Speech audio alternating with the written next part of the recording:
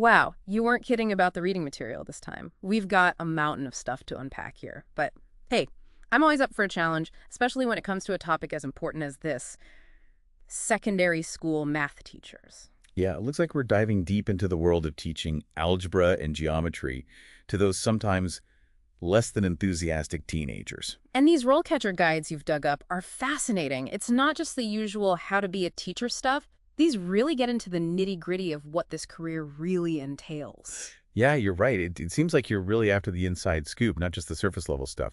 You want to understand the day-to-day realities of the classroom, the skills that are truly essential for success. Exactly. And maybe even get a glimpse into how a math teaching career can evolve over time, right? From newbie teacher to seasoned pro, maybe even a math maestro. I like that, math maestro. But first things first, before we get ahead of ourselves, let's talk about what a math teacher actually does. Beyond the obvious, of course. Beyond the numbers and equations and all that jazz. Exactly, because when you really dig into it, it's so much more than just standing at the front of the classroom lecturing about the Pythagorean theorem. Which, by the way, still makes my head spin a little bit, even after all these years. Well, that's the thing. It's about being able to take those complex, sometimes intimidating concepts and make them relatable and even, dare I say, FUN for those algebra-allergic teens. That's where the real magic happens, right? When you can spark that interest, that aha moment in a student who thought they hated math. Precisely. And that's where all those other essential skills come into play, the ones that might not be immediately obvious when you think about being a math teacher. You mean like beyond just knowing how to solve for X and Y? Exactly. Because while a strong grasp of mathematics is undoubtedly crucial, and in fact the guide actually quantifies it, stating that 70% of the job relies on those math skills. Wow, 70%. That's a hefty chunk. So you're saying that 30% of being a math teacher isn't about the math itself? Well, not exactly. It's more about the fact that even within that 70%, it's not just about crunching numbers or memorizing formulas, it's about pedagogical content knowledge. Being able to translate those formulas and equations into a language that teenagers can understand. That makes sense. It's like being fluent in two languages, the language of advanced mathematics and the language of teenage brains. That's a great analogy. You have to be able to bridge that gap to make those abstract concepts relatable and engaging. And that's where those other essential skills come in reading comprehension. Writing the guide emphasizes that these are nearly as important as the mathematics itself. It's like being a translator of sorts. You're taking these complex ideas and finding ways to make them click for those developing minds. And speaking of clicking, the guide also mentions tech skills as being pretty important, which makes sense, right? I mean, it is 2024. Absolutely. Technology is no longer just an add-on in the classroom. It's an integral part of how students learn today. Think interactive whiteboards, educational apps, virtual simulations. It's a whole new world of possibilities. So not only do you have to be a math whiz, but you also have to be a bit of a tech guru. It's like being a superhero with a protractor. Huh. That's a perfect way to put it. Yeah. But we all know that with great power comes great responsibility, right? And speaking of responsibility, let's talk about the realities of the job. Because while being a math teacher can be incredibly rewarding, it's not always sunshine and perfect equations. Yeah, there's got to be a reason why they call it a workload, right? Right. The guide doesn't shy away from the challenges. Long hours, demanding students, the pressure to meet those ever-present educational standards. It's a demanding job. It takes resilience, patience, and a good dose of humor to thrive in that environment. Yeah, I can only imagine. The guide actually lists heavy workload and long hours, along with dealing with challenging students and behavior issues as some of the drawbacks of the job. So it's not just about loving math, it's also about being able to manage a classroom full of teenagers. Exactly. And let's not forget about those high expectations and pressure to meet educational standards that are constantly looming over everything. There's a lot riding on the shoulders of a math teacher, and it's important to go into this career with a realistic understanding of both the rewards and the challenges. It makes you appreciate the dedication and passion that so many math teachers bring to the classroom every single day, even when they're facing those challenges. They're not just teaching math, they're shaping young minds. They're inspiring a love of learning, and they're preparing those students for a future that's going to be driven by data and technology, whether they realize it or not. You're absolutely right. And one of the most interesting things about this career path is that it's not static. There's room to grow, to specialize, even to step into leadership roles if that's something you aspire to. That's right. The guide actually maps out these distinct stages of a math teaching career: entry-level, junior, experienced, and senior, almost like leveling up in a video game. Exactly. And just like in those video games, you start at the beginning, learning the ropes, assisting with lesson plans, getting a feel for the rhythm of the classroom. And then as you gain experience and confidence, you get to level up. Yeah. You start designing your own curriculum, developing your own teaching style, maybe even mentoring other teachers. Precisely. And eventually you might even find yourself leading department-wide initiatives, taking on administrative roles within the school or district of the part. The possibilities are pretty amazing. It's kind of inspiring to see how much room for growth there is within this one profession. It's not a one-size-fits-all kind of career. You can really make it your own. And that's what makes it so exciting, right? You're not just choosing a job, you're choosing a path, an adventure. And who knows where that path might lead. You know, speaking of making it your own, one thing that really struck me about these RoleCatcher guides is this whole idea of specialization within math teaching. It's not something you always think about, at least I didn't. It's funny you should mention that. Most people don't. Even those who are already in the field, they often don't realize just how many different avenues there are to explore. The guide itself doesn't go into a ton of specifics about specific specializations. Which is kind of cool in a way, right? Exactly. It's like a wide open field ripe for exploration. It's almost like you get to design your ideal math teaching job. Yeah, You know? I love that. So it's not just about what level you teach at elementary, middle school, high school, but it's also about the type of math you specialize in, the types of students you work with. You could even find ways to integrate math with other subjects you're passionate about. Precisely. Imagine, let's say you've always been fascinated by the connection between math and music. You could actually become the go-to teacher for that. You could create lesson plans that connect those concepts. You could even start an after-school music program that uses math principles. The possibilities are endless. Okay, now my mind is officially blown. That's so cool. And it's not just about following someone else's curriculum. You could actually be creating new ways of teaching, new approaches to learning. And that's where the real magic happens, in my opinion. Yeah. When you can bring your own passions and expertise into the classroom and share that with students. Yeah, totally. It's about igniting that spark, helping them see the beauty and relevance of math in all aspects of life. And speaking of relevance, this whole conversation reminded me of something else the guide mentions about needing to identify learning disorders as part of the job. Ah, yes. That's a crucial aspect of teaching, regardless of the subject, but especially important in a field like math. Just like some students have a natural knack for languages, others have a knack for numbers. Right. And just as some students might struggle with reading comprehension, others might struggle with numerical comprehension, something like dyscalculia, right? Exactly. Yeah. And it's up to us as educators to recognize those differences, to provide the support and resources that those students need to succeed. Because everyone learns differently, and a one-size-fits-all approach just doesn't cut it. It makes you realize how important it is to create a classroom environment that celebrates those differences, right? To make it a place where every student feels seen, heard, and supported, regardless of their individual learning style or pace. And that actually ties into another key skill mentioned in the guide, intercultural teaching strategies. It's not just about being sensitive to different cultural backgrounds, although that's obviously a huge part of it. It's about recognizing how those backgrounds can influence how students learn best, how they perceive math itself, even their comfort level when it comes to asking for help. That's a really good point. For some students, the way math was taught in their culture might be vastly different from the way it's traditionally taught here in the US, for example. It could create a kind of cultural disconnect when it comes to learning. Right. A student might come from a culture that emphasizes rote memorization, while the curriculum here might prioritize problem solving and critical thinking.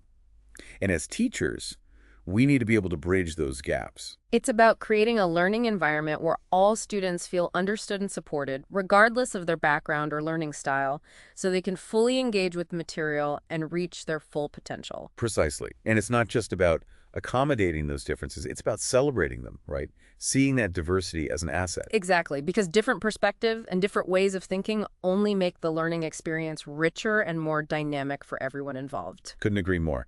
And that actually leads us to another important aspect of teaching that the guide touches on.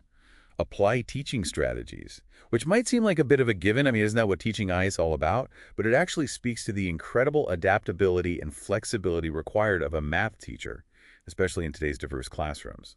It's like you've got this whole toolkit of teaching strategies at your disposal, and you need to know which tool to use or even how to combine those tools in creative ways to reach different types of learners. It's about being responsive, not just reactive. That's a great way to put it. For one student, using visuals might be the key to unlocking their understanding. Think graphs, diagrams, maybe even 3D models to really bring those concepts to life. But for another student, a more hands-on, project-based approach might be what resonates with them. Right. Some students learn best by applying those concepts in a real-world context. And then there are those students who might thrive in a more collaborative learning environment. Exactly, where they can bounce ideas off their peers, work together to solve problems, learn from each other's strengths. It really highlights how important it is to be able to adapt your teaching methods to meet the individual needs of each student, to create that kind of Goldilocks zone of learning, you know? I love that analogy, the Goldilocks zone of learning. Not too hard, not too soft, but just right. Exactly. And finding that sweet spot for each and every student, that's where the real artistry of teaching comes in, I think.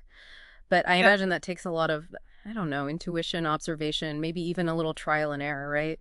Especially when you're also trying to maintain students' discipline and manage student relationships, which feel less like teaching skills and more like, I don't know, social emotional intelligence skills You're almost. so right. And that's something that often doesn't get enough attention in teacher training programs. Because let's be real, managing a classroom full of teenagers, each with their own unique personalities, learning styles, energy levels, that can be just as demanding, if not more so, than actually teaching the math itself. Oh, I can really imagine, especially with all the pressures that teachers are facing these days, standardized testing, curriculum changes, you name it. And on top of all that, you're also trying to create this safe, positive, and productive learning environment. It's a lot to juggle, for sure. But here's the thing. When you can create that kind of classroom culture, when students feel seen, heard, and respected, it makes a world of difference.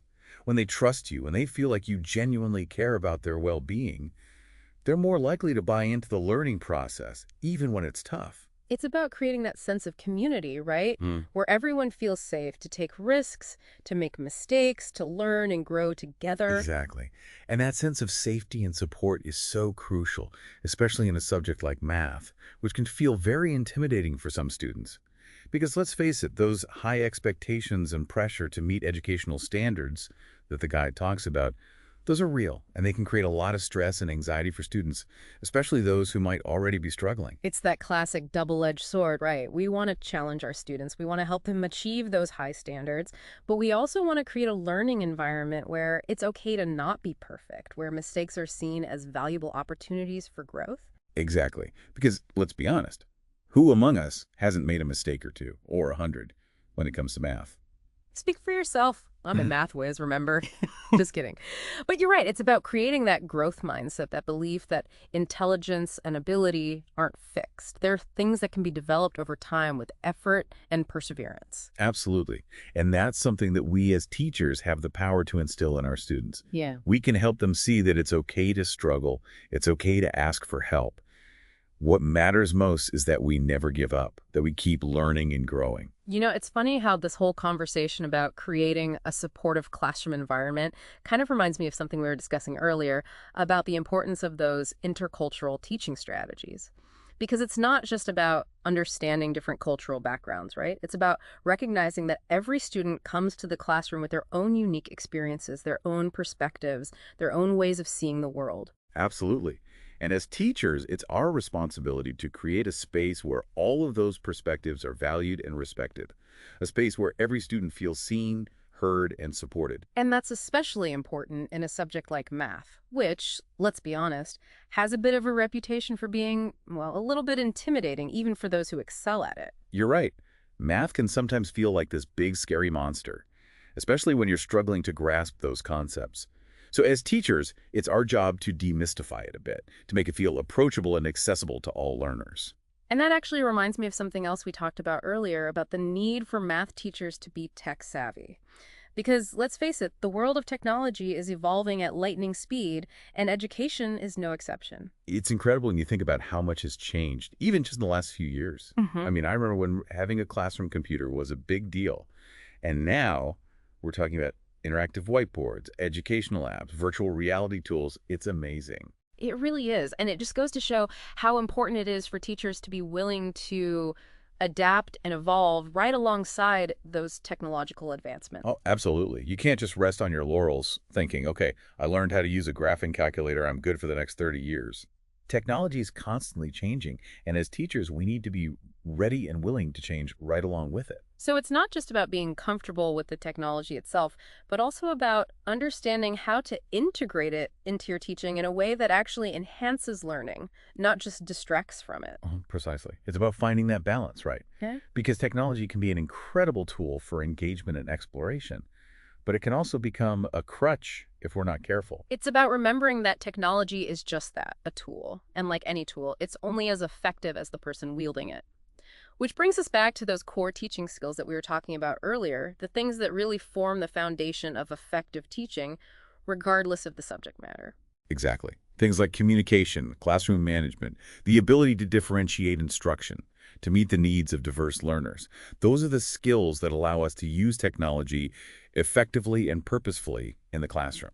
Because at the end of the day, technology or no technology, our primary goal as teachers is to create those aha moments for our students, to help them make those connections, to guide them towards a deeper understanding of the world around them. Couldn't said it better myself. And speaking of understanding, the guide also stresses the importance of assessment in teaching. Which, when you say it like that, sounds kind of obvious, right? Assessment, of course, we need to know how our students are doing. Right. But like so many things in teaching, it's a lot more nuanced than it might seem at first glance. It's not just about giving tests and assigning grades, although that is part of it. It's about truly understanding where students are in their learning, identifying their strengths, pinpointing those areas where they might need a little extra support, and then using that information to guide our instruction. So it's about more than just measuring what students have learned. It's about using that information to make decisions about what and how we teach moving forward. Exactly. It's about gathering data, analyzing that data, and then using it to inform our teaching practice, to make adjustments as needed so we can best support all of our learners. And when we talk about assessment, the guide mentions both formative and summative assessments. What's the difference? Right. So formative assessments, think of those as the little check-ins you do along the way, kind of like taking the temperature of the classroom. They're those ongoing assessments that help you gauge student understanding throughout a unit or a lesson. So it's not necessarily a formal test or quiz. It could be something as simple as a quick thumbs up, thumbs down to see if everyone's on the same page, or maybe a quick exit ticket at the end of class where students summarize the main points. Exactly. It's about getting a pulse on where students are at so you can adjust your teaching in real time if needed. Summative assessments, on the other hand, those are the more formal assessments like tests, projects, or even those big end-of-year exams. So those summative assessments, they come at the end of a unit, a semester, or even the school year, and they give us a more comprehensive picture of what students have learned, right? Precisely. But here's the thing. Both types of assessments are valuable sources of information for us as teachers. The formative assessments help us adjust our sails along the way, while the summative assessments give us that broader view of where our students ended up and can even help us make changes to our teaching for the next time around. It's all about constantly reflecting on our practice, Right. always looking for ways to improve and grow as educators. And I think that really speaks to the heart of what it means to be a teacher, to be a lifelong learner ourselves. Couldn't agree more. Teaching is a journey, not a destination. And it's a journey that requires passion, dedication, a willingness to embrace new ideas, and a genuine love of learning. And a little bit of a sense of humor doesn't hurt either, right? Especially when you're dealing with a room full of teenagers. You got that right. A sense of humor is definitely a must-have. But seriously, for those who are up to the challenge, who are passionate about math, who enjoy the incredible rewards of working with young people, teaching can be an incredibly fulfilling and rewarding career path. It's about more than just imparting knowledge. It's about igniting curiosity, fostering a love of learning, and empowering the next generation to use their minds to make a difference in the world. And what could be more amazing than that? I'll tell you what, I can't think of anything. And on that note, we'll wrap up this deep dive into the world of secondary school math teachers. We've covered a lot of ground today, from the essential skills and challenges to the incredible career paths that await those who choose this profession. If you're interested in learning more about this or other fascinating career paths, be sure to check out those RoleCatcher guides. They're packed with information. They are. It's been a pleasure diving deep with you today. Likewise. Until next time.